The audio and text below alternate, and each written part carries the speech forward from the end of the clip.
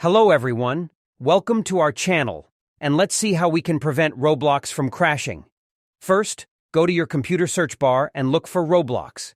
Find the Roblox player, right-click, and choose Open File Location. This takes you to your main Roblox game directory.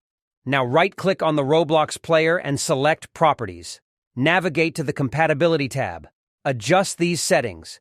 Enable compatibility mode, choose Windows 7 from the drop-down menu, and also select Run this program as an administrator. Make sure both options are checked. Apply these changes and then run the compatibility troubleshooter.